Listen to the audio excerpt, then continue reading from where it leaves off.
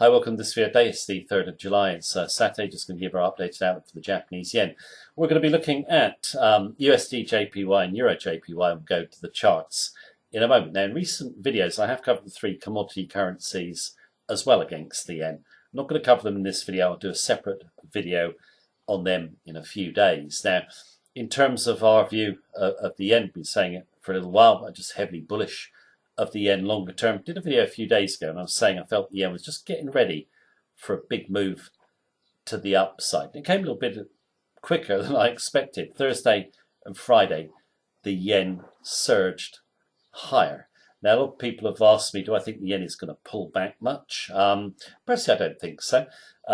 In terms of how much profit potential is there ahead, well, I think you could see 500 pips pretty quickly, and longer term, well over 1,000 pips or even more.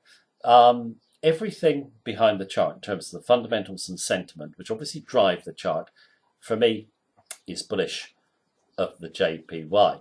So we'll go through the fundamentals and sentiment and draw levels, entry, stop, and target, and go to the charts right now. And in terms of, just before we do so, obviously, please do keep in mind, it is my view as of right now. It can change in line with the market conditions. If you want all our trading techniques, our daily technical sentiment analysis of 14 Forex pairs, including the two we're going to review right now, you can get live access to our member center on the link beneath this video.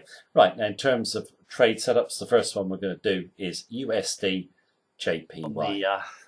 The monthly chart of USDJPY, very quickly, just to see the big picture and also so we can show our target, which shows the potential for this trade. But I just want to also talk about the price action that occurred after this double top. The USD tops out in the period and moves lower despite the Fed hiking bias. The Fed were raising rates or had the hiking bias until this week when they've actually cut rates, but the dollar couldn't move higher. The yen's just so severely oversold. You can see the dollar comes down, tries a rally, can't get up, down, tries a rally, back, and then down this month, a nice red candle.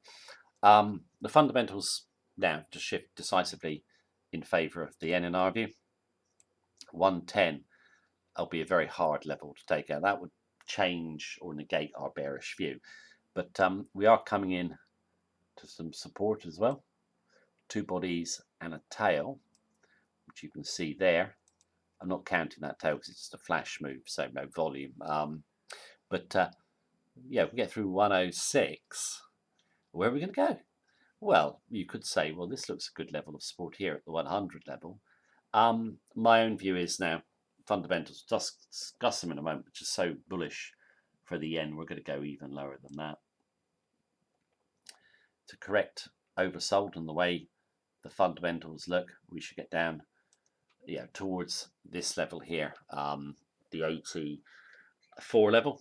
That's a long way down, isn't it? It's a couple of thousand pips, and it could happen relatively quickly. Okay, a lot of potential in this trade, and arguably in the USD against, not the USD, the yen against the euro and the commodity currencies, the potential moves could be even bigger. They all look great trade setups in my view.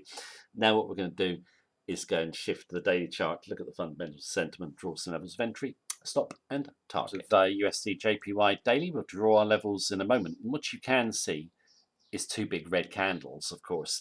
If you're coming into the trade fresh, you might be thinking, should I wait for the pullback? How far could the pullback run to? Should I come in right now? We'll discuss that in a little bit more detail in a moment.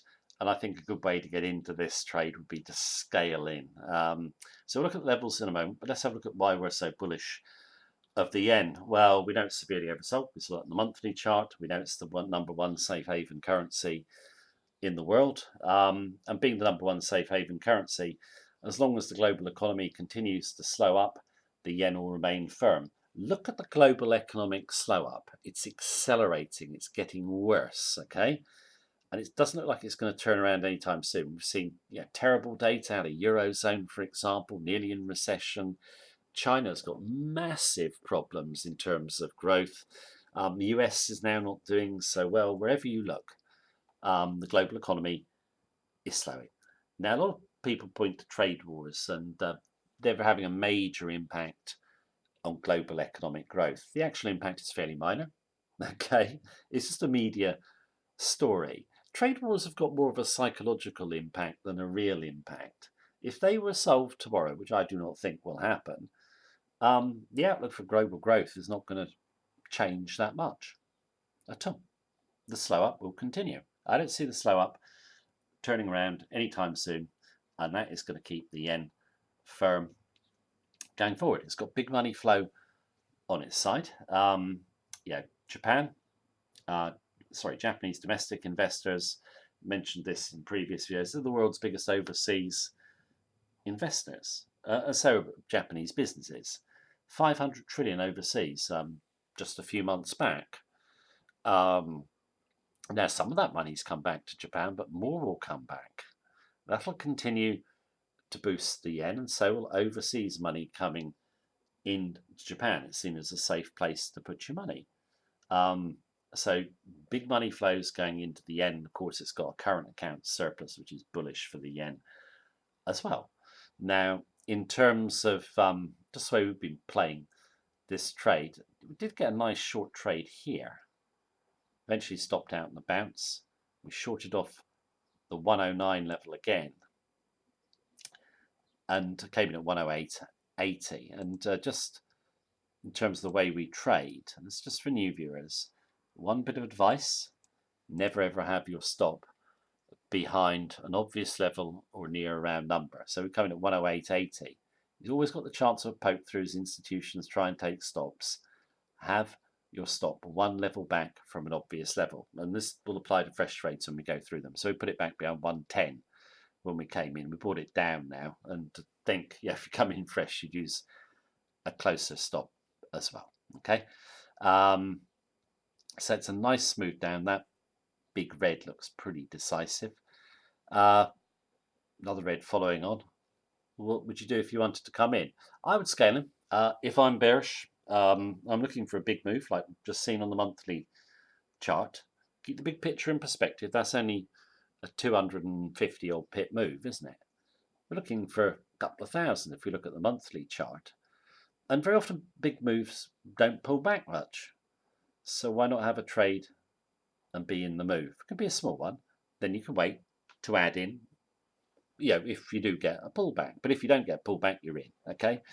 I do think we could possibly get a pullback. I think that would be a pretty obvious level. So if we came back up above the 107 level, you could just sell back through the round number. If we ran on, and I think 108 is the second level important resistance.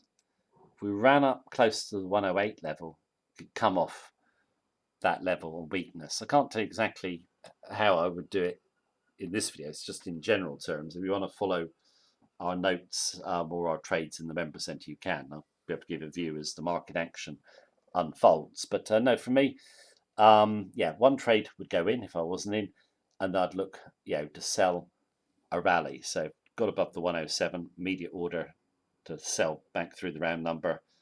If we got up to 108, come off the round number of weakness. And where would the stop be? In terms of stop, I've got it back behind this 20-day moving average here, back from the 108 level at 108.60 at the moment. Okay, well clear of the round number. Regular viewers will know this. If we have a slice of the 20-day moving average, decisive slice like we've got here, and we're bearish, we're looking for that 20-day moving average to hold. So we've got a round number and the 20-day moving average, and we used this similar tactic here. Came off the 112 level, see the 20-day moving average snaps, and then you struggle to get back through it. Down again, push, 3 tests, can't get through, 1 more test, can't get through, 3 near tests, can't get through, and then eventually we get stopped out. We've got a nice bit of that move. I think, the trend now is going to accelerate to the downside, so that 20-day moving average should be a decent resistance with 108 before it as well. So giving the trade a little bit of room. because obviously long term we're just so bearish. I think if you're a long-term position trader, then getting short USD/JPY looks good. I think the bigger potential though could be EUR/JPY and the commodity currencies on the downside, which we're going to go and take a look at right now. So next chart is going to be EUR/JPY.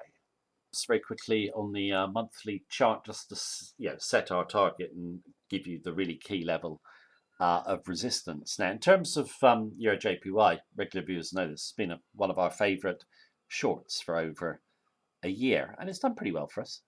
But I've got a feeling it could now start to really gain traction to the downside. You've got three bodies that were taken out. So the 120 level, that looks just such firm resistance to us. Sorry, I can't get my line straight. So three bodies have been taken out.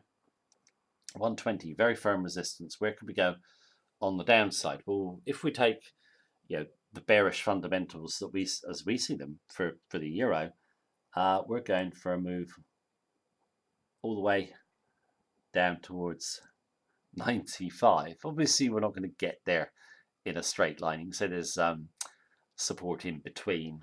There is, but I just got a feeling the euro now is going to have an accelerated big move to the downside, and I really like the risk to reward of this trade. Right, let's go to the daily chart, draw some levels of entry, stop and target. On the EUR/JPY daily chart, and just before I draw my levels, let's just go through the euro bearish fundamentals. Now I've covered them in greater depth in other videos, so you can go and look up those videos if you wish. Just a brief overview here. Economy is going into recession. There's nothing that's going to stop that happening, and in my view it's going to be a long and deep recession. Okay, now the ECB are aware of the big slump in Eurozone.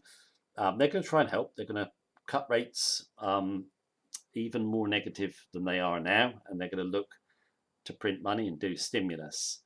That is heavily bearish for any currency, and it's also a move that won't help the economy. It's an act of desperation. Okay, they tried it for years after the 2008 financial crisis. It never boosted Eurozone growth significantly. All it's done or did was cripple the banking sector, which is in crisis. And cutting rates, you could see a big bank go down, which would be disastrous. Deutsche Bank will be a very dangerous bank at the moment. If that goes down, that will cause a financial crash in global markets. So it's a flawed policy. SARP is really bad. And I think, Donald Trump will lose patience with Eurozone soon and put tariffs on Eurozone autos, which would really, really be bad news. Also, the China slump is getting very bad. And China is a major trading partner with Eurozone. So the economy, really bad shape. And the ECB doing a policy that's bearish for the currency and is not going to help the economy. I think you're going to get deep recession, political unity, which is already getting fractured, will fracture even more. This is a bit more maybe down the line, but as the Eurozone economy hasn't been doing so well in recent months, you have had nations like Italy, kind of getting annoyed with Brussels, and nations of Eastern Europe. You've got populism on the rise. If you've got bad times in the economy, people want someone to blame, and the individual countries will as well. And Brussels will be in the firing line. So I just don't see any good news coming. It's all bad, in my view. In terms of this pair, regular viewers will know how we've been trading it. When we came up to this 123 level here and tried to get through resistance, we were bearish, sold, looked for the 20-day moving average to break. We're looking for rallies to fade around the 20, which they do here. We get through it briefly, but it's only a small penetration of the average, then down, back to test, and then we get the nice rollover to the downside. So, for us so far, 400 pips, but a lot more downside to come. I think this pair now is really confirming a big downtrend. Okay, we saw it on the monthly chart, plenty more downside, but obviously you've got to get into the trade. So how would you do it? Well, I'd use the same view as I have in USDJPY. I'd drop a small trade in, then look to add another. But where would you add? Let me just draw some levels here of resistance, then you can see exactly what I'm thinking. There's my trajectory. In terms of, I mentioned on the monthly chart, 120, the decisive level. It's actually 120.40. But 120 is a round number, and that is going to be very hard to take out. Okay, stop. I would be behind the trajectory and that flat line through the two bodies. And this 20-day moving average, if price does come up, will snake down to provide additional resistance. So one trade in. If we got up above 119, you've guessed what I'd probably do already. I'd set it back through 119. Or if we ran on to 120, look for any weakness and sell off the level. This is one of our favourite trend following trades. They just see some great potential. In terms of the commodity currencies, obviously I haven't covered them in this video, but they've done really well for us. We've done all three together. And the commodity currencies, short in the yen, short in the USD, I'll cover them in a different video, but just so bearish, trading both the USD, JPY along on the commodity currencies, but I'll cover them in a separate video. I think, in terms of when you're trading big trends, and did I stress this earlier, but you don't want to be too fussy about the entry, in my view.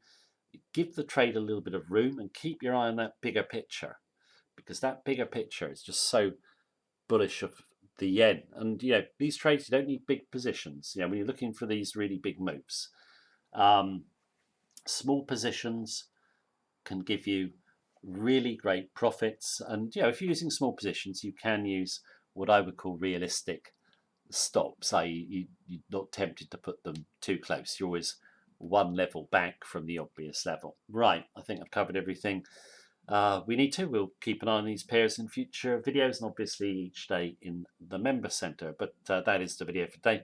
Thank you very much for watching me as per usual. Take care and have a good day.